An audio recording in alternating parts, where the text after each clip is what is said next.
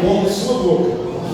Fala conosco de forma tal que o nosso coração se sinta amado, guardado pelo teu amor. Usa essas palavras, Senhor, para que sejam proféticas nas nossas vidas, nos dando entendimento e sabedoria. Nós, como igreja, abençoamos a tua filha Ana Paula, em nome de Jesus. Quem diz amém? Amém, irmãos. Hoje nós vamos estar sem a televisão para ajudar a gente, né? Então já deixa sua Bíblia aberta aí no livro de Daniel, capítulo 3. Nós vamos usar bastante Daniel e Colossenses. Se quiser já deixar marcadinho para poder facilitar a vida dos irmãos, porque a gente está sem computador, né? Então, agora pelo método antigo, né? Vai ser abrindo a Bíblia mesmo. A gente acostumou a ser digital demais, agora vamos voltar. A não ser que você tenha a Bíblia no celular, né? Bem mais fácil de abrir. Bom, irmãos, nós estamos fazendo a leitura, né? Na leitura a gente está lendo o livro de Marcos, o livro de Daniel e Salmos, né? Então, assim, não, primeiro, 2 Samuel e Daniel. Tá muito, muito divertido, né? Aí a gente lendo as histórias de Davi, Saul e agora Daniel. Tá muito bom. Pelo menos lá em casa a discussão tá boa. As meninas, muito bom. E Deus ele falou comigo há alguns dias, quando a gente estava lendo sobre Cedraque, Mesaque e Abednego, né? E sobre a fornalha, que eles foram parar na fornalha e, assim, claro que essa passagem é muito conhecida, muitas pessoas conhecem, até mesmo quem não é cristão sabe, né? Dessa passagem. Inclusive, de Daniel também, que a gente ainda vai chegar lá na Cova dos Leões, que ainda não chegamos, né? Mas nós vamos chegar lá. Irmãos, Deus ele falou comigo muito sobre fé, né, nessa passagem, porque eu lendo e eu prestando atenção em alguns detalhes e pensando na nossa vida, né, no que a gente passa. E, se eu não me engano, foi dia 14 a leitura. O que que deu dia 14? Veio para mim. Quinta-feira? Ontem? Quarta. A Luz Jovem, Pedro pregou sobre amar a Deus sobre todas as coisas, né? Com todo o coração, com todo o seu entendimento, com toda a sua força, com toda a sua alma. E foi muito bom ele falar, porque tem tudo a ver com o que eu vou dizer também. Ele falando e meu coração queimando, porque Deus já tinha falado comigo na quarta e foi tipo complementando. Aí o pastor Paulo falou assim: quer pregar? Aí eu, nossa, eu quero. Deus está falando comigo desde quarta-feira e assim, não passou pela minha cabeça, né, trazer uma mensagem, porque Deus estava falando comigo. Mas quando ele falou, eu falei, era Deus mesmo, né, mexendo, tremendo demais. Então assim, vamos ler primeiro aqui, Daniel 3, do 4 a 29, a leitura é grande, porque eu quero contextualizar os irmãos. Alguns não conhecem, alguns não leram. E eu vou ler, então me acompanha. A minha versão é a versão NVI, tá bom? Vamos lá. Versículo 4, a parte do capítulo 3. Então o arauto proclamou em alta voz: esta é a ordem que lhes é dada, ó homens de todas as nações, povos e línguas. Quando ouvir o som da trombeta e do pífaro, da cítara e da harpa, do saltério, da flauta dupla e de toda espécie de música, prostrem-se em terra e adorem a imagem de ouro que o rei Nabucodonosor ergueu. Quem não se prostrar em terra e não adorá-la, será imediatamente atirado numa fornalha em chamas. Por isso, logo que ouviram o som da trombeta, de pífaro, de cítara, de harpa, de saltério, de toda espécie de música, os homens de todas as nações, povos e línguas se prostraram em terra e adoraram a imagem de ouro que o rei Nabucodonosor mandara erguer. Neste momento, alguns astrólogos se aproximaram e denunciaram os judeus, dizendo ao rei Nabucodonosor: ó rei, viva para sempre. Tu emitiste Diste um decreto, ó rei, ordenando que todo aquele que ouvisse o som da trombeta, de pífaro, de cítara, de harpa, do saltério, da flauta dupla e de toda espécie de música, se prostrasse em terra e adorasse a imagem de ouro. E que todo aquele que se prostrasse em terra e não o adorasse, seria atirado numa fornalha em chamas. Mas há alguns judeus que nomeaste para administrar a província da Babilônia, Sadraque, Mesaque e Abdenego, que não te dão ouvidos, ó rei. Não prestam culto aos teus deuses, nem adoram a imagem de ouro que mandaste erguer. Furioso, Nabucodonosor mandou chamar Sadraque, Mesaque e Abdenego, e assim que eles foram conduzidos à presença do rei, Nabucodonosor lhe disse: é verdade, Sadraque, Mesaque e Abdenego, que vocês não prestam culto aos meus deuses, nem adoram a imagem de ouro que mandei erguer? Pois agora, quando vocês ouvirem o som da trombeta, do pífaro, da cítara, da harpa, do saltério, da flauta dupla e de toda espécie de música, se vocês se dispuserem a prostrar em terra e a adorar a imagem que eu fiz, será melhor para vocês. Mas se não a adorarem, serão imediatamente atirados numa fornalha em chamas. E que Deus poderá livrá-los de minhas mãos? Sadraque, Mesaque e Abdenego responderam ao rei: ó Nabucodonosor, não precisamos defender-nos diante de ti.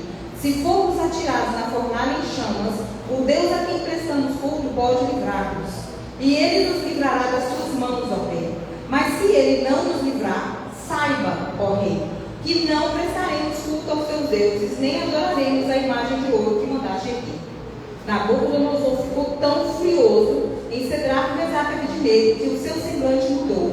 Deu ordens para que a fornalha fosse aquecida até 7 vezes mais que o costume, e ordenou que alguns dos soldados mais fortes do seu exército amarrassem Sadraque, Mesaque e Abdenego e os atirassem na fornalha em chamas. E os 3 homens, vestidos com seus mantos, calções, turbantes e outras roupas, foram amarrados dentro da fornalha em chamas. Versículo 24. Mas logo depois o rei Nabucodonosor: não foram 3 os homens amarrados que nós atiramos no fogo? Eles responderam: sim, ó rei.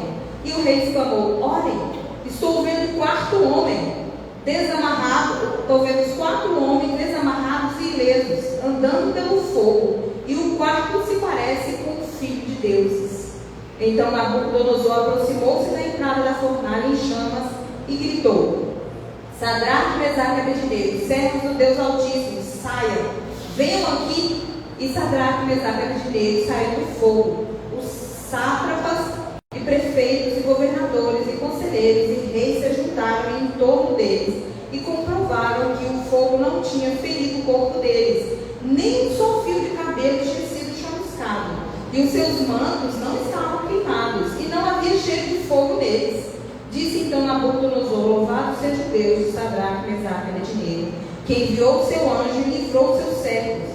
Eles confiaram nele e desafiaram a ordem do rei, preferindo abrir mão de sua vida e prestar culto e adorar a outro Deus que não fosse o seu próprio Deus.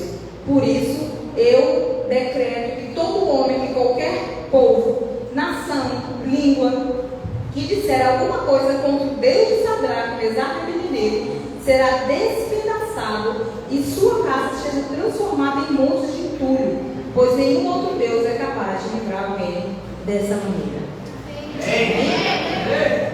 Essa leitura ela é extensa, mas eu precisava ler para a gente poder fazer a comparação que eu gostaria de fazer. Amém, irmãos? Amém. Quando eu li, eu falei: gente, que passagem maravilhosa, né? Deus, ele é muito bom. A gente fica lendo isso aqui e fala, achando que é um conto de fadas. Irmão, não é. Isso aconteceu. O mar abriu e Jesus andou sobre as águas e Sadraque, Mesaque e Abdenego caíram dentro de uma fornalha de fogo 7 vezes mais aquecida, ao ponto que o calor que saía da fornalha matou as pessoas que jogaram eles na fornalha. A pessoa que se aproximou morreu com o calor. E eles caíram dentro do fogo. Isso é real. O Deus que você serve, que está aqui, ele é o mesmo de hoje, é o mesmo daquela época. Amém? Amém. O que acontece com a gente? A gente fica adormecido por conta do mundo que nós vivemos. Aí nós lemos essas coisas e passamos a ler como se fosse algo, como se fosse o quê? Uma parábola, né? Uma comparação, uma história, né? Que desce para a pessoa. Isso quem vê dessa forma, irmãos, são os ímpios. Nós que somos cristãos, acreditamos na palavra de Deus. E os judeus, eles são quem são porque eles sabem o Deus que eles servem. Eles conhecem o Deus que eles servem. Ontem estava Pedro aqui falando que Salomão fez uma oração. E o templo ficou tão cheio da glória de Deus, porque vinha assim do céu a presença de Deus. Todos viam. A Bíblia fala que todo Israel viu. E a presença de Deus era tanta no ambiente que nem os sacerdotes, nem os levitas que eram purificados para estar lá conseguiam entrar, porque Deus preencheu o lugar. Aleluia. Aí eu fico imaginando, como é isso? Como é isso?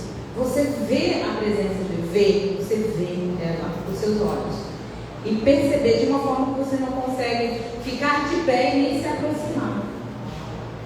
Então, às vezes eu penso que os irmãos, né, nós, eu, você, nós ficamos muito alheios a isso. Às vezes por falta de leitura, por falta de relacionamento, às vezes por não vir à igreja, ou por ficar muito tempo vendo TV, coisas do mundo, fica muito frio diante do Senhor. Não se assusta, não se aquieta. E o que acontece? A nossa fé ela é minada. A gente deixa de acreditar na palavra de Deus com toda a sua força, com todo o seu poder. E o Deus que você serve hoje, que às vezes você acha que não tem condições de mudar a sua vida financeira, o seu casamento, o seu relacionamento, no trabalho, com a família, é o mesmo Deus de Cedraque, Mesaque e Abednego. E qual é a diferença entre você e eles? Qual é a diferença do nível de relacionamento que eles tinham e o seu? Se você ler um pouquinho antes, no começo de Daniel, você vai ver que eles ficaram 3 anos jejuando. 3 anos comendo só o que vem da terra. Eles não comiam nenhum outro tipo de alimento, porque eles não queriam se contaminar com as iguarias do rei de Nabucodonosor, da corte deles. Porque quando Israel ela foi tomada, né, pelos babilônicos e foi levada cativa, o rei mandou buscar os jovens, 17 anos, 18, né, jovens, os mais sábios, os mais bonitos, os mais inteligentes, e levaram cativo e fizeram deles eunuco. Os irmãos sabem o que é eunuco? Sabe? Os mais bonitos, os mais inteligentes, que fizeram deles eunuco. Meu Deus do céu. Daniel, Cedraque, Mesaque e Abednego, no meio da bagunça lá, foram presos, né? Porque isso é prisão. E eles tinham que ser alimentados, cuidados para trabalhar na corte, para servir o rei, que estava aprisionando todo mundo. E Deus falou com Daniel, e Daniel teve uma estratégia para não se contaminar, né? Porque ele não tinha como resistir, porque já tinha sido, né? Quem servia a Deus naquela época sabia que o rei da Babilônia era mesmo um castigo, né? Que veio sobre Israel. Então, quando Deus decreta algo, você não adianta você resistir, você tem que obedecer a Deus para você ser livrado daquilo naquele momento. Então, Daniel ele sabia do cumprimento da promessa que Deus estava liberando naquele momento. E ele fazia parte de algo que ele deveria se preparar. E Daniel, juntamente com Mesaque, Cedraque e Abednego, eles tinham um papel a desempenhar naquele momento, que seria aconselhar o rei e trazer para eles o entendimento de Deus na vida deles, né? Até porque Deus estava usando aqueles governadores, aqueles imperadores, para trazer a sentença. Mas tudo tem a medida correta e Deus está no controle de tudo, amém, irmãos? Amém. Então, eles sabendo disso, todos eles, né, os 4, cada um tomou a sua posição e jejuaram durante 3 anos para poder ser usado. Então, assim, Daniel, ele tinha um relacionamento com Nabucodonosor, né? E quando ele conseguiu esse relacionamento, ele puxou os 3 para perto dele. E aí, alguns astrólogos invejosos pegaram eles, não adorando a estátua, né, que Nabucodonosor tinha feito, e eles foram e jogaram eles na fornalha, porque era um decreto, e assim foi. Beleza, até aí está tudo certo. Mas aí você fala assim, não, eu sou crente, eu sirvo a Deus, e se colocar uma estátua de 27 metros de ouro e mandar eu adorar nela, eu não vou adorar, coisa mais absurda, né? Eu vou atrair capeta para mim, pode ser de menos metros que eu ainda não adoro. Beleza, claro que se colocar uma imagem na sua frente, mandar você ajoelhar e orar, você não vai fazer isso, é um escândalo para qualquer cristão. Mesmo que ele não vá à igreja, ele não vai fazer um desse. Mas, nem sempre Satanás, ele é escandaloso, irmãos. Satanás, ele não coloca na nossa frente um elefante, né? Ele coloca uma formiga, que ela vai fazendo as coisinhas dela, e quando você vê, o negócio já está tomado. Você já está todo embaraçado naquilo. Então, assim, aqui era uma estátua de 27 metros. Mas na nossa vida hoje, no nosso cotidiano, né, na internet, no nosso trabalho, nos nossos relacionamentos, no nosso casamento, com amigos, na faculdade, na escola, né, com os professores, com os colegas de trabalho, você tem adorado quem? Tem uma estátua de 27 metros dentro da sua casa? Lá no seu trabalho? Lá na faculdade? Tem, irmãos? Não tem. Mas existem forças que obrigam você a rejeitar Deus, faz com que você aceite conceitos ou coisas que faz você rejeitar a palavra de Deus. Tem acontecido isso? Vou dar um exemplo, irmãos. Hoje nós temos a nossa cultura, né? Nosso governo atual, temos o nosso chefe, nosso marido, nossa esposa, amigo, pastores. Estou falando do nosso não, porque os nossos são maravilhosos, né, irmãos? Estou falando de outro lugar. Temos todas essas condições que às vezes nós estamos subjugados, porque aqui era o governo, e Cedraque, Mesaque e Abednego, eles eram governadores, eles tinham cargos importantes, então eles tinham obrigações como governador, entendeu, irmãos? Então era uma posição que eles já tinham conquistado debaixo de uma perseguição que já tinha sofrido antes. Então eles já tinham passado por uma tribulação e tinham conquistado esse lugar. Quando eles estavam neste lugar, veio um decreto da parte do diabo, e eles tiveram que resistir a esse decreto, colocando a vida deles em risco. Você hoje no seu trabalho, o que você precisa resistir? Na sua faculdade, o que você não pode concordar? Na sua escola, com os seus amigos, no seu casamento, com os seus filhos, o que você não pode concordar, que você tem que concordar? Não costuma ser uma estátua de 27 metros, mas aquilo que você aceita te separa da palavra de Deus. Os irmãos estão me entendendo? Amém.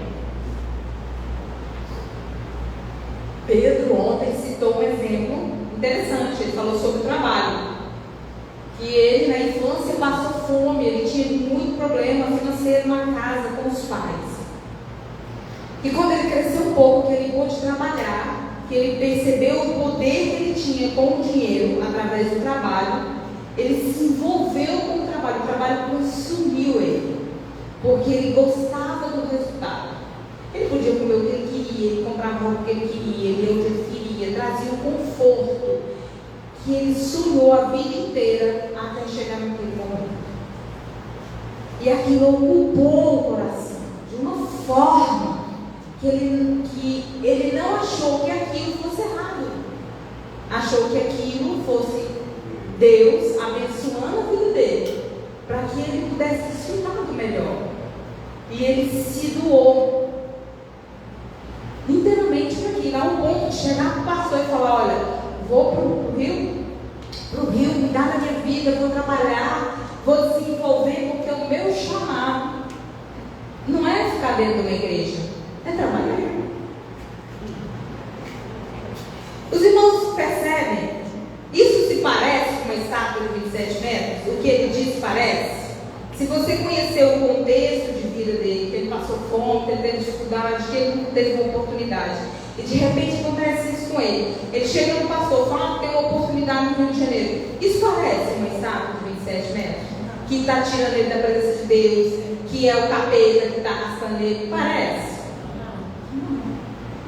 Você de fora, ou sendo parente, ou sendo amiga, e fala: nossa, Deus te abençoou inteiro.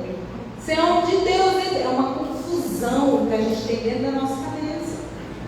No caso aqui de Sedraque, Mesaque e Abednego, o que aconteceu? Nabucodonosor falou assim: olha, quem não souber o que eu sonhei e me revelar, vai morrer tudo. Porque o pessoal que era inteligente, astrólogo, feiticeiro, sei lá, tudo que ele pegou de todo mundo, dos povos que ele conquistou, estava num canto só. Daniel, Mesaque e Abednego estavam no mesmo canto.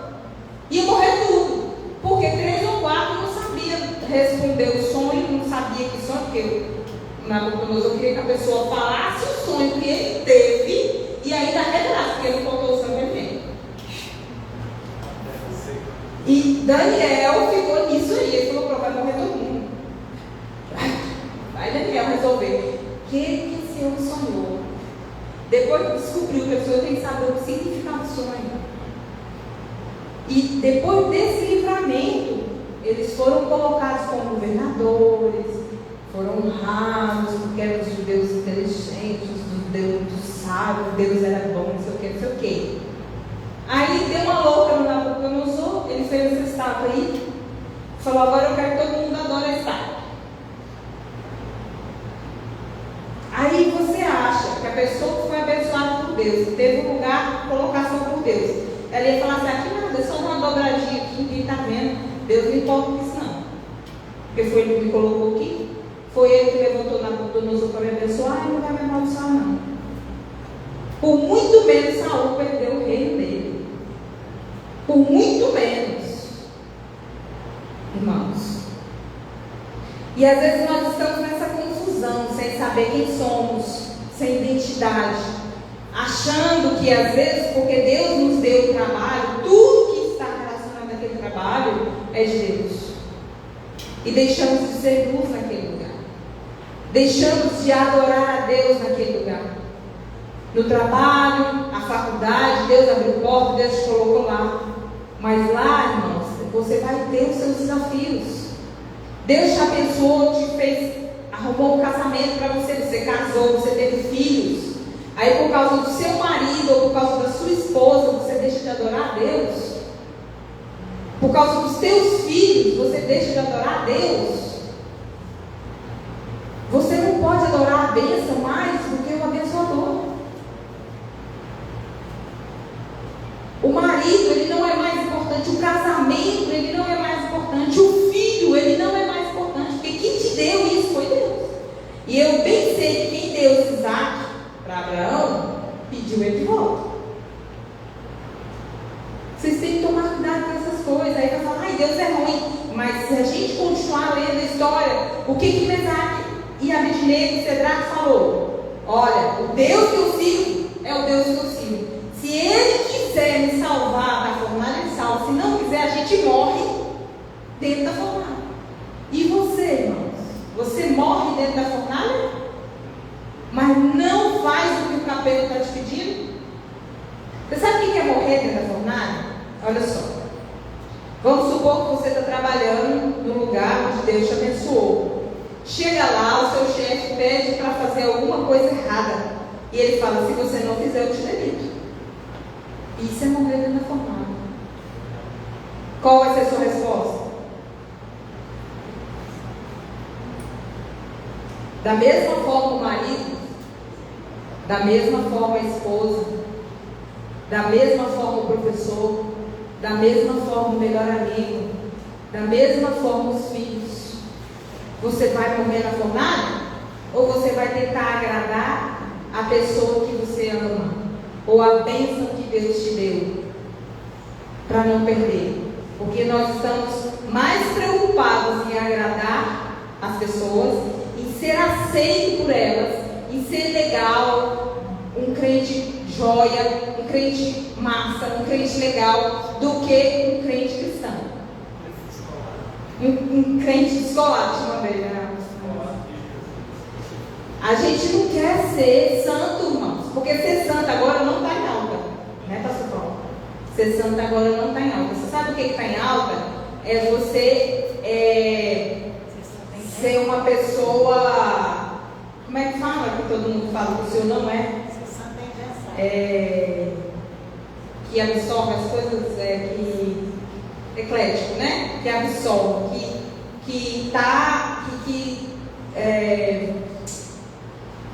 da forma como, eu não queria citar nome. Tem alguns irmãos, né, que hoje estão na igreja, que aceitam homossexual, né? Que aceita um monte de conceitos que o mundo está colocando agora. Eles estão misturando o evangelho através do amor. Ontem Pedro falou isso. Que o amor que Deus não é um amor eros. Não é um amor sexual. Não é um amor de homem e mulher. Então, quando a pessoa fala assim, não, porque Deus aprova que eu ame, que um homem ame o outro homem, porque é amor. E Deus é amor. Deus não vai desaprovar esse amor lindo que os dois sentem um pelo outro. E como eles se amam, eles também podem adotar uma criança. Porque isso também é amor, porque a criança está sozinha, a criança tem pais que a abandonaram. Então esse casal não, né? Essa dupla, né?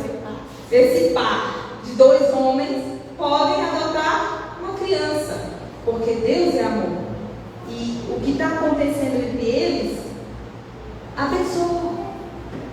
Aí a pessoa ela distorce o conceito de amor de Deus e o amor humano está sendo passado de forma errada.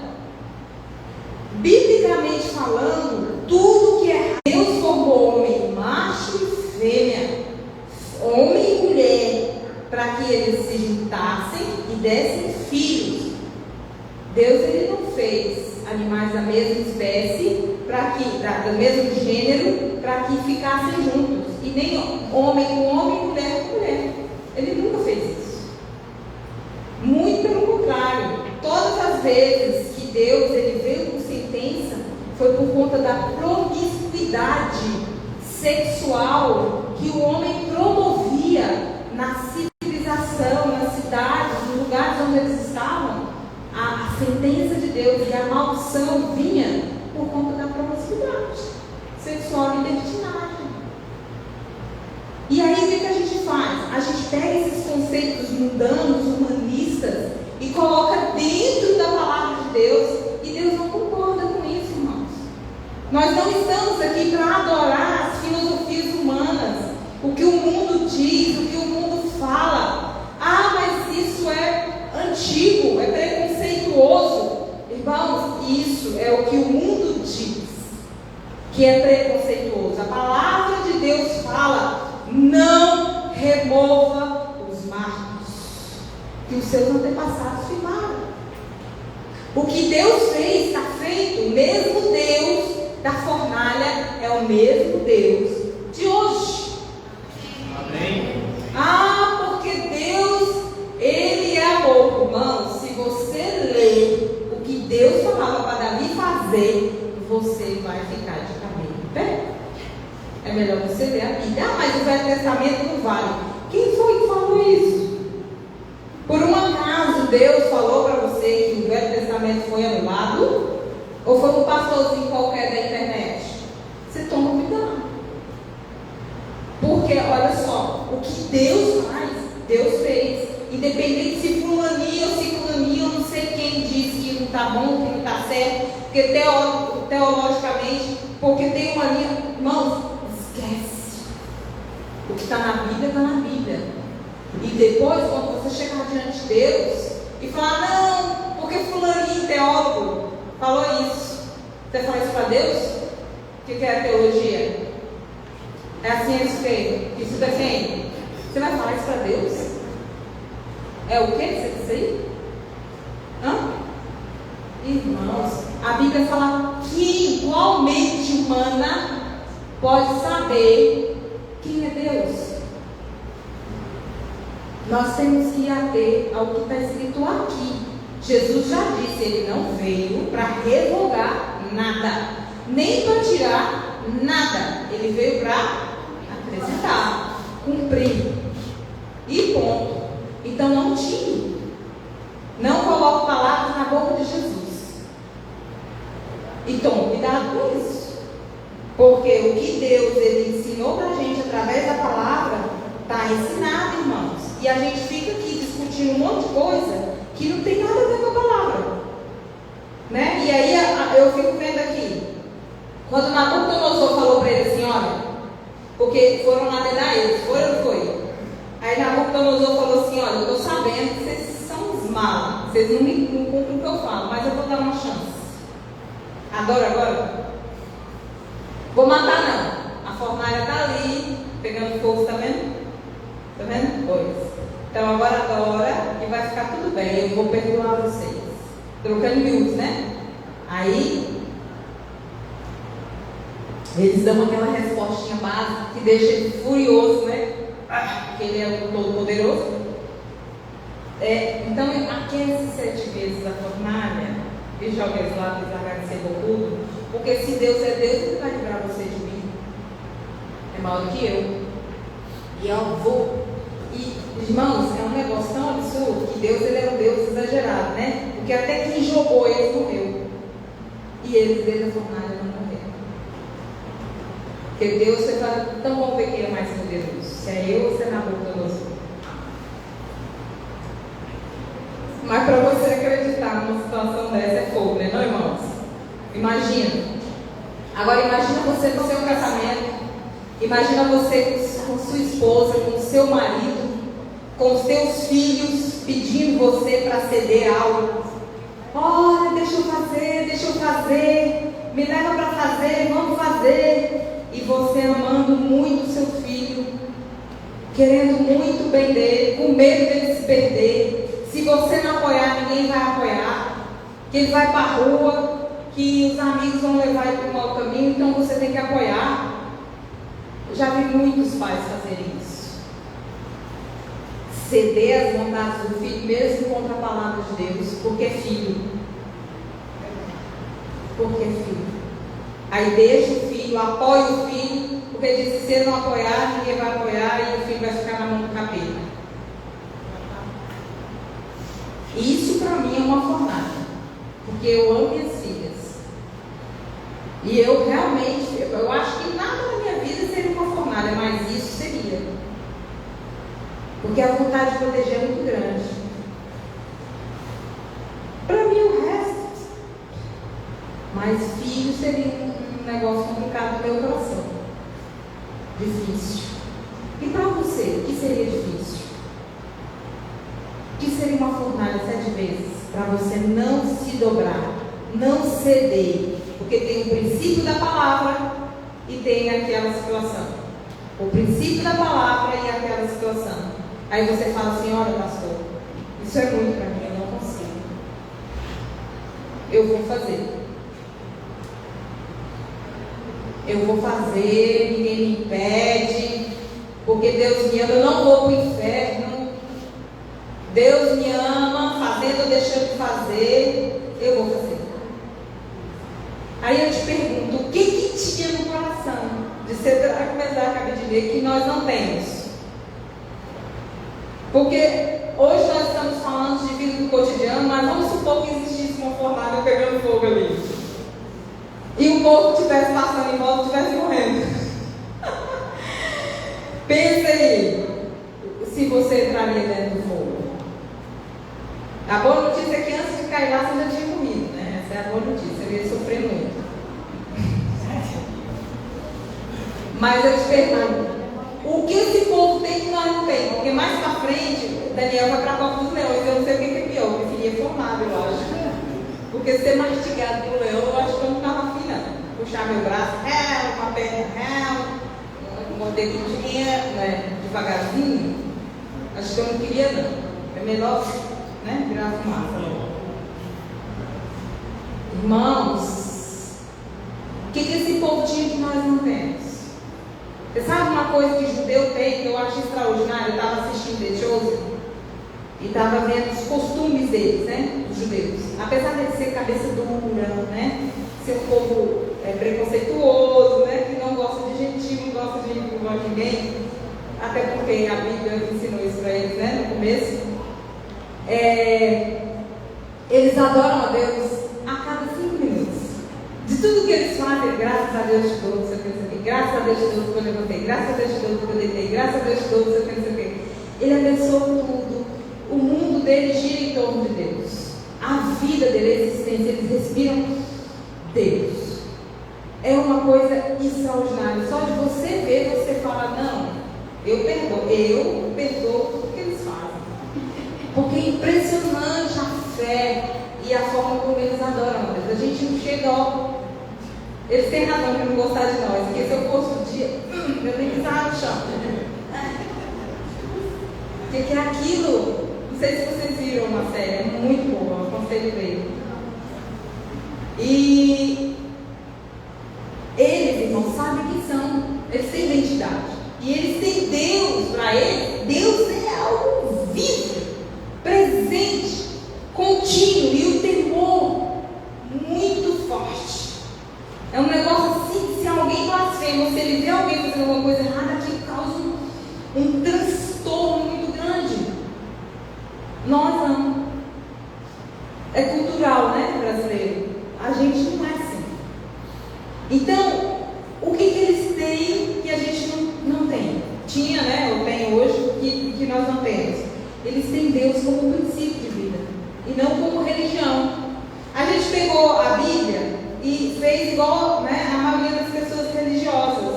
Por quê? Colocou Deus lá no pedestal, aí a gente sabe que tem que trazer a oferta, o dízimo, tem que vir no culto no domingo, dar a paz do Senhor, né? Pegar a Bíblia, colocar aqui debaixo do braço, ter às vezes vestir uma roupinha ou outra, né? Ter um comportamento, né?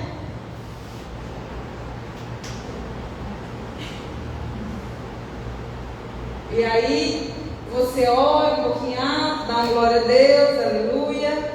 Ter uma linguagem diferenciada, falar um pouco menos de palavrão, né? Porque não é todo crente que tira tudo, alguns ainda falam. E por aí vai. Aí a gente acha que isso é ser cristão. Isso não é ser cristão. Isso não é ser cristão. Não é, irmãos. Aí conhece um pouquinho da palavra, vê um YouTubezinho aqui, troca o playlist, coloca uns louvor misturado com umas coisinhas aqui ou outra, uns momentos especiais, né? E é isso. Vida que segue. Deus me ama do jeito que eu sou. Pela graça. Pela graça. Porque a graça tudo pode. Porque o sacrifício foi pago na cruz com Jesus. E agora eu sou livre. Porque tudo posso. Naquele que me fortalece. Tudo posso. Nada me é restrito, não é não? Oh, glória a Deus. Não é assim? É assim, irmãos. Pois a religião, irmãos, é tudo aquilo que o homem faz para ser aceito por Deus. Isso é religião. Tudo aquilo que o homem faz para achar que é uma pessoa boa. Isso é cultural. No Brasil, uma pessoa boa é uma pessoa que não fuma, que não bebe, fica nas festas, que não fala palavrão, que faz caridade, que abraça as pessoas que estão sempre sorrindo. Oi, tudo bem? Pelo menos na frente, né? Ele não faz mal nas costas. Que aceita tudo, que não diz não nunca. Esses são cristãos. Gente boa, que de preferência me empresta dinheiro, que não cobra, que paga as suas contas, que não cobra. Esses são os cristãos, ó, 1000, 10. Né? De vez em quando tem uma coisinha, uma funçãozinha na igreja, que canta, que dança, que serve, fica na mesa de som, que é baterista, que cuida das crianças. Você é de igreja? Sou da igreja. Mas o que é lá? Eu danço, eu canto, sou de uma célula, né? E isso a gente acha que faz a gente cristão. Isso não te faz cristão, irmãos. Cristão, o cristianismo, ele é vida de verdade. É algo quando você aceita Jesus como Senhor, Senhor da sua vida, Ele é seu dono. Você não decide as coisas sem consultar Deus. Você não entra no trabalho sem consultar Deus. E você não sai desse trabalho sem consultar Deus. Você não casa sem consultar Deus. E você não sai desse casamento sem consultar Deus. Tudo você tem que perguntar a Deus se pode ou se não pode, porque Ele é o seu dono. Isso é cristianismo. O cristianismo é morrer para o mundo e viver para Deus. Isso é cristianismo. Eu não sei qual é a dificuldade de entender isso. É só isso. Não tem mais nada para se dizer. Olha, irmãos, eu vejo pessoas dentro da igreja, principalmente da igreja celular. A igreja celular, ela fala muito sobre cultura, sobre Natal, sobre a Páscoa, sobre São João, e ensina culturalmente a origem das festas, de onde veio, que são idolatrias, que veio do calendário cristão, lá de trás, da parte de Constantino, que teve o secretismo religioso e moldou o costume, a cultura e o comportamento de todos nós, principalmente no Brasil. Quando eu fui para a faculdade de História, eu aprendi a mesma coisa. Só que lá eles aprendem que o cristianismo controla eles. E eles abandonam o cristianismo. Toda a forma e comportamento cultural que o cristianismo traz para dentro da sociedade. Quem rejeita o comportamento cristão abandona o cristianismo e deixa de fazer as coisas do cristianismo. Uma das coisas que nós aprendemos na faculdade é que as novelas brasileiras controlam o comportamento dos brasileiros. Que a Globo, antigamente, na minha época, antes da internet, antes do Netflix, antes da TV fechada e dos streams, nós tínhamos apenas a Globo, o SBT, né? A Record, não tinha Record, era outra, eu nem lembro mais qual era. Eu sei que nós tínhamos 4 canais de TV e alguns filmes que passavam no cinema e muito poucas pessoas com poder aquisitivo TV a cabo. E nos virávamos com jornal impresso, revista, que era controlado pela Globo no Brasil. E o governo controlava a Globo. Então, quando nós vamos para a faculdade, nós aprendemos que informação é controle e que toda a opinião pública era controlada através das novelas, no relacionamento entre marido e mulher, entre filhos e os conceitos de política. O que nós fazíamos na faculdade? Parávamos de ver novela. Os nossos professores pediam para a gente não assistir novela. Sabia disso? E nós parávamos. Eu parei de ver porque o professor pediu. Aonde eu quero chegar? Que aqui na igreja, o pastor ensina você sobre a cultura, sobre o paganismo, sobre a idolatria. E você insiste em fazer por cultura, por costume. Você não entende que é algo que te separa da palavra. E nem deu uma fornalha ardendo no seu pé.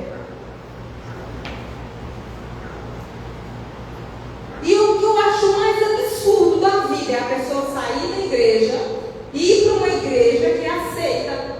E ela acha isso normal, irmãos. Mesmo que eu não fosse crente, depois de tudo que eu aprendi na faculdade, eu não ia voltar a ver novela para ninguém dentro da minha cabeça. Controlando o que eu faço, que eu deixo falar, até o vocabulário, os jargões que as novelas usam, o Brasil inteiro fala. As roupas, a corte de cabelo. Quando eu entrei na faculdade, eu fiquei assim. A pessoa vem para a igreja, aprende isso e continua fazendo. Ela quer ser controlada. Ela quer ser fantoche cultural. Deixar as pessoas entrar na cabeça dela e controlar ela. Não, porque quem está te controlando é o cristianismo. É o pastor, irmãos. Vou te perguntar de novo, porque senão você levanta e vai embora. Você acredita que isso aqui é de Deus? Amém. Porque se você não acreditar, você está no lugar errado. Tem que ir embora daqui. Porque tudo que é ministrado aqui, está aqui. Em nome de Jesus, se você achar alguma coisa que é dita aqui em cima que não está aqui, avisa a gente, para a gente ajudar, para a gente mudar. Porque eu também não quero ir para o inferno. E se eu estiver falando alguma coisa errada, eu vou para o inferno, irmãos. Eu não posso ensinar nada que está fora daqui. Então, vamos ler, vamos examinar e vamos viver. Amém? Amém? Amém. Se o pastor está falando, é um problema dele. Não está aqui, então faz, irmãos. Faz. Eu creio aqui e eu faço aqui. E se alguém falar, não sei o que, peraí.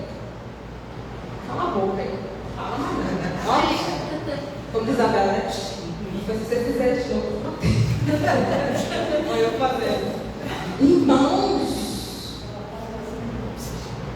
Nossa, uma menina nova vai fazer isso com um adulto, né? Eu ensino isso. Irmãos. Aí hoje você tem Netflix, né? Te mostra a cultura da Coreia, do Japão, do México, da Itália, de todos os lugares. Você vê a cultura, você aprende. Você vê um monte de coisas diferentes. Mas isso assim, ainda assim, são poucas pessoas da classe média, um pouquinho para cima, que têm acesso. A maioria das pessoas que vivem pela TV aberta, elas ainda têm a mente fechada para as coisas do mundo. Ela não entende que está sendo controlada. A palavra de Deus, a Bíblia fala, eu sou o caminho, a verdade e a vida. Se você pega a palavra, ela separa, ela abre a sua mente, você consegue ver o mundo como ele é. Os conceitos, o controle e aquilo que quer entrar dentro do seu coração. Se você permitir que Deus esteja no seu coração, nada disso vai entrar em você. Amém. Porque como foi dito ontem, o coração é o lugar das grandes coisas. O judeu, ele sabe quem ele é, ele tem Deus dentro dele, nada muda isso. E ele tem o coração dele guardado nas coisas de Deus. Amém. E aí o que o cristão faz, irmãos? Ele põe o coração no trabalho. Ele põe o coração na faculdade. Ele põe o coração na escola. Nos filhos, no marido, nos amigos. Porque ele tem medo de desagradar. Ele quer ser aceito. Ele quer ser ovacionado. Ele quer ser o melhor. Ele quer estar no meio do povo. E não sei o quê. E não sei o quê. E aí vai se separando de Deus. Porque a Bíblia fala. Jesus diz que aquele que seguir ele, que for atrás dele, vai acontecer o quê? Vai ser rejeitado. Igual ele foi. Vai ser questionado. Vai para a cruz. Vai para a fornalha. Igual ele foi. Muitas pessoas vão deixar de gostar de você. Porque você simplesmente é cristão. Aí eles vão virar e vão falar assim, a fulaninha acha que é melhor que todo mundo.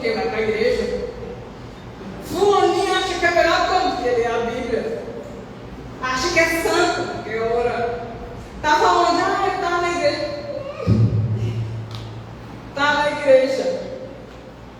Porque a pessoa ela se sente confrontada. Porque aí ela lembra de onde ela estava, do que ela fez, ela olha para você e tem vontade de te matar.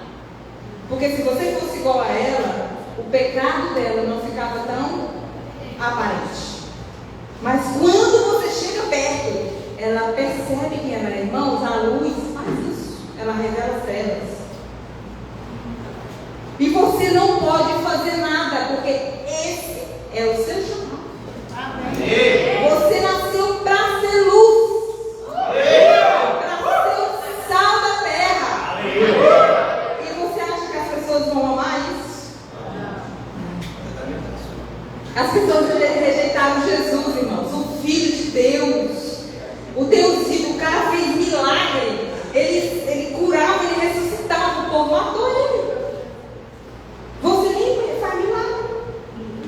Não está nem dando pão para ninguém aí. E fica querendo ser melhor que Jesus. Impossível. Irmãos, o seu coração tem que estar nas coisas de Deus. Amém? A igreja, a pessoa fala assim: não, vai para aquela igreja sua lá. Vai ficar lá com aquele pastor seu. Vai dar dinheiro para ele. Né? O povo fala isso. Eu estava ouvindo eu estava vendo um cara fazendo piada com o dízimo, falando, né? Olha, sacolinha, passa sacolinha para pegar o dinheiro do pastor, sei o quê. E aí eu pensando na minha cabeça, né? Mexendo na cozinha, e eu pensando assim: passa sacolinha para pegar o dinheiro do maconheiro, para pegar o dinheiro do drogado, vamos dar, né? O pivete que vai roubar o seu celular. Você não vai ser besta. Porque na hora de comprar maconha, de comprar cocaína, de usar droga, porque as pessoas que estavam fazendo a chacota, você olhar na cara deles, você vê que era tudo maconheiro. Tudo maconheiro. Mas na hora de comprar droga, de ir lá na boca, patrocinar o crime, né? Pode. Porque, afinal de contas, direito meu, ser feliz, eu quero ser feliz na vida. Né? Assim, Deus, Ele me criou para ser feliz e Ele me aceita do jeito que eu sou, maconheiro ou não. Não é assim? Na hora de jogar, né, de patrocinar o crime, eu posso. Aí, a pessoa não percebe que a 10ª parte que você consagra ao todo é importante para manter a sua avareza sob controle. Para quem diz, pastor? Eu não sou avarenta, não. Irmãos, você tem carne, você vive num corpo, então você tem avareza sim. Todos nós temos. A carne, ela tem tudo. Ela é completa, ela não falta nada. Agora, ela vai dominar aquilo que você alimenta. O que você não alimenta, ela não controla. Mas alguns têm algumas obras da carne em evidência que Deus precisa de mais poder sobre aquilo. Mas todos nós temos tudo. Amém, irmãos? Amém. E não somos livres disso porque estamos no corpo de pecado. Precisamos de Deus para controlar, para subjugar essa natureza humana que nós temos. Abra sua Bíblia aí em Colossenses 2, versículo 8.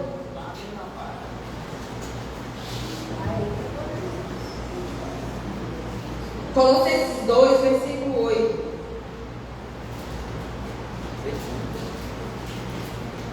Abriram?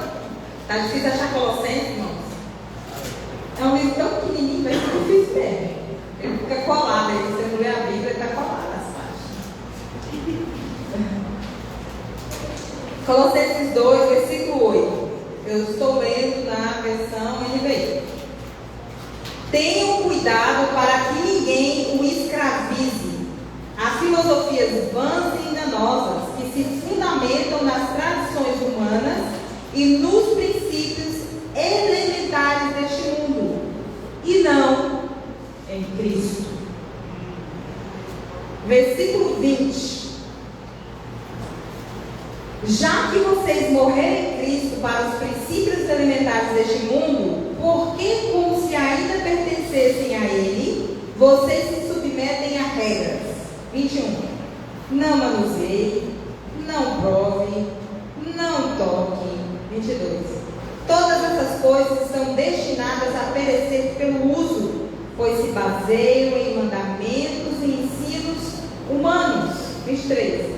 Essas regras têm de fato a aparência de sabedoria, com sua pretensa religiosidade, falsa humildade e severidade com o corpo, mas não tem valor algum para refrear os impulsos da carne. Ou seja, eu vou para a igreja, eu ponho uma roupa adequada para aquela doutrina, não me pinto, não vou nos lugares, não posso isso, não posso aquilo, não pego naquilo, não vou naquilo, mas isso não cura você dos prazeres da carne. O que cura você dos prazeres da carne é Jesus. Amém. A leitura da palavra é obediência a Deus. Isso cura a gente das coisas do mundo e da carne, irmãos. Não é a gente ficar falando que é crente e não ser, não. Isso não existe.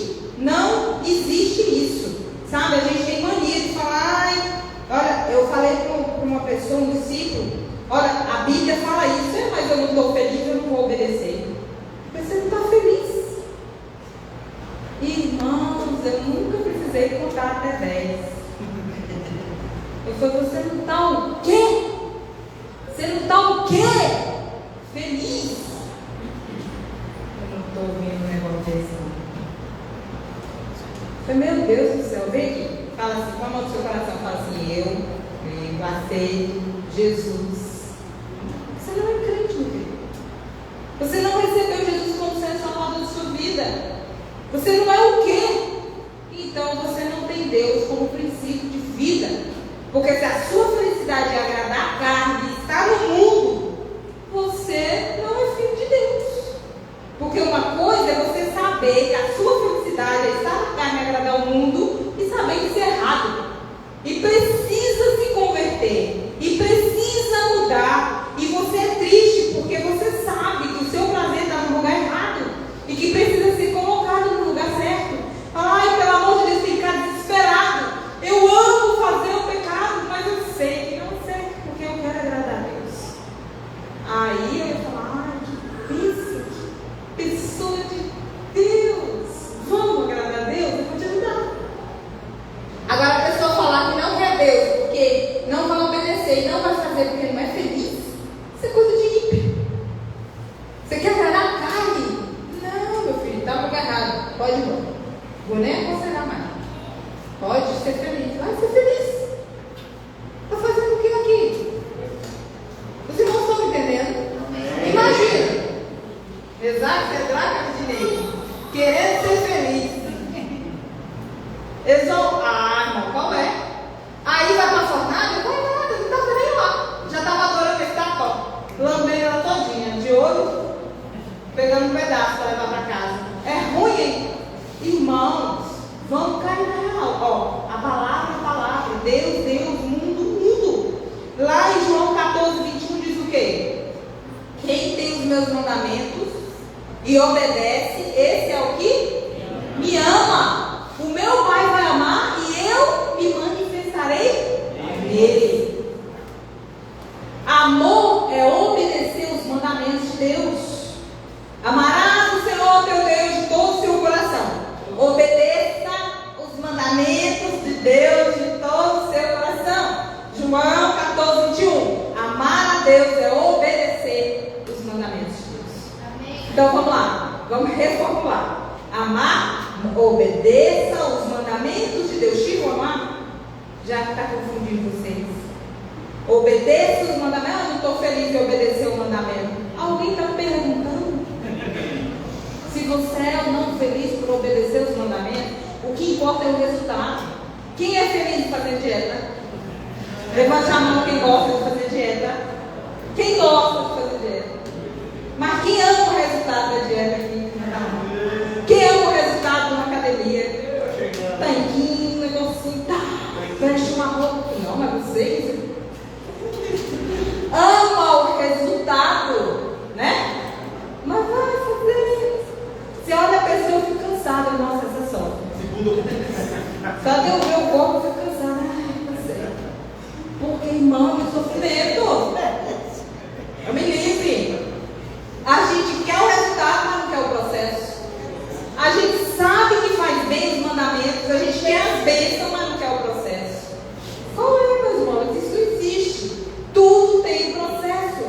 quer o resultado, precisa do processo. Precisa passar pelo processo. Amém? Colossenses 3. Versículo 1 até o 4. Portanto, já que vocês ressuscitaram com Cristo, quem ressuscitou com Cristo aqui? Procure as coisas que são do alto, onde Cristo está sentado à direita de Deus. Mantenha os pensamentos nas coisas do alto e não nas coisas terrenas.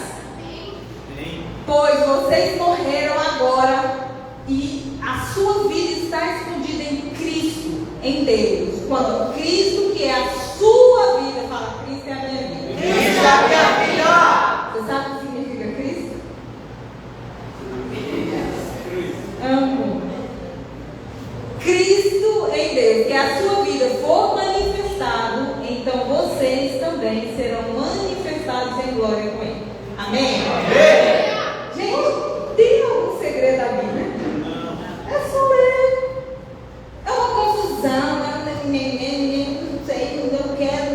Irmão, isso é Bíblia. A gente não está fazendo nada, a gente está lendo a Bíblia. Só. E é só obedecer a palavra, viver a palavra e ter os resultados da palavra. Isso é ser cristão. Isso é ir para a fornalha 7 vezes mais. Aí você lê, nossa, eu quero um milagre na minha vida, eu quero um carro. Faça. Eu vou embora. Irmãos, eu devo ser muito mais para você. O carro é o de menos. É o de menos. Isso é pouco. É muito pouco. Deus tem muito mais. Ele vai muito além. Ele é muito profundo. Coisa material é o de menos.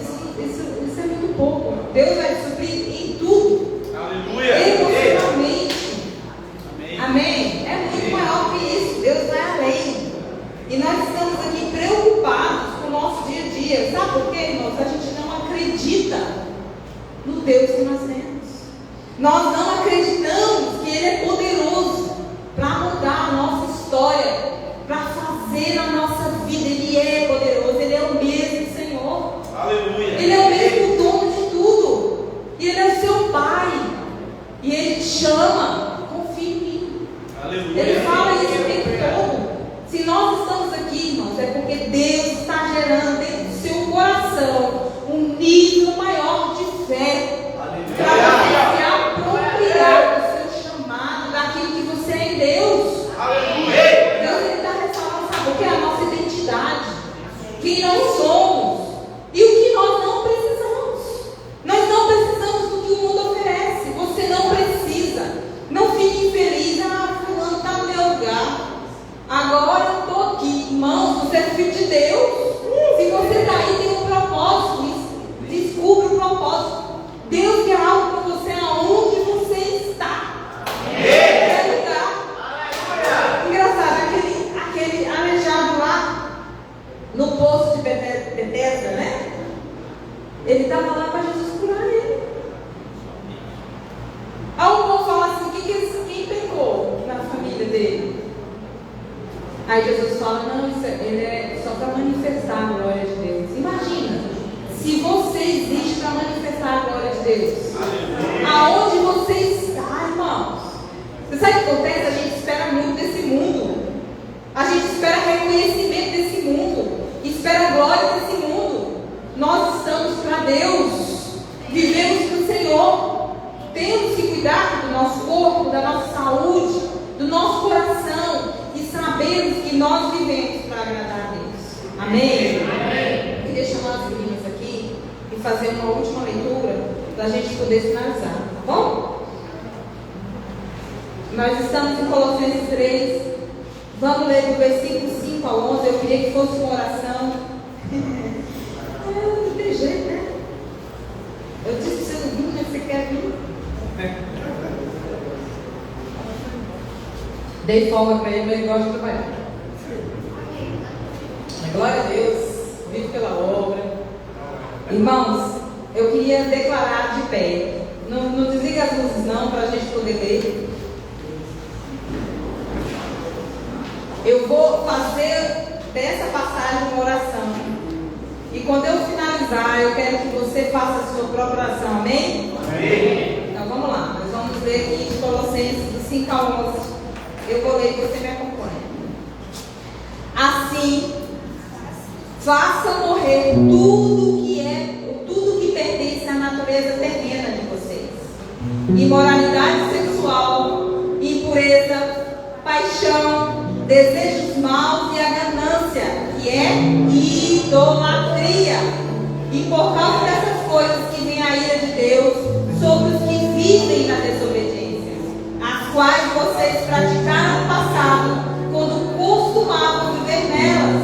Mas agora abandone todas essas coisas: ira, indignação, maldade, maledicência, linguagem indecente no falar. Não mintam uns aos outros, visto que já se despiram do velho homem com suas práticas e se revestiram do novo, o qual está sendo renovado em conhecimento, à imagem do seu Criador. Nessa nova vida já não há diferença entre grego e judeu, circunciso e incircunciso, bárbaro e cita, escravo e livre, mas Cristo é tudo e está em todos. Oh Deus, nós acreditamos, ó Pai, na Tua palavra. Eu peço ao Senhor, ó Deus, que venha um renovo da Tua parte em nós. Retira, ó Deus, toda mente, Senhor, presa, tudo que tem prendido o nosso pensamento, tudo que tem prendido, Senhor, as nossas vontades, os nossos desejos. Se os nossos olhos estão obscurecidos para a Tua vontade, para o Teu propósito, para o Teu chamado, que o Senhor tire, Senhor, todas as escamas dos nossos olhos, que o Senhor tire todo impedimento, Senhor, dos nossos pés, porque a palavra do Senhor fala que nós devemos calçar o Evangelho da paz, porque o Senhor, ó Deus, vai conduzir os nossos pés para pregar o Evangelho a toda criatura, para sermos luz, Senhor, nas trevas, para proclamarmos a obra do Senhor de fogo com a nossa vida, com o nosso coração, com a nossa conduta, com tudo que somos, com tudo que temos, com a nossa vontade, Senhor, com a nossa força. Oh Deus, eu declaro aqui que o Senhor estabelece o seu céu. Oh Deus, a Tua autoridade neste lugar. Oh Deus, que remova toda mentira de Satanás do coração, trazendo covardia, trazendo medo. Oh Deus, assim como o Senhor separou, Deus, o exército de Gideão, que o Senhor nos separe, que sejamos, Senhor, seus trezentos, que sejamos os corajosos, os ousados, que vamos romper, que vamos, Senhor, passar sobre as águas, que vamos cumprir o Seu propósito. Oh Deus, enche-nos de coragem. Tira, Senhor, toda a prisão deste mundo, toda a vontade deste mundo. Oh Deus, livra-nos de nós mesmos, de nossas fraquezas, de nossos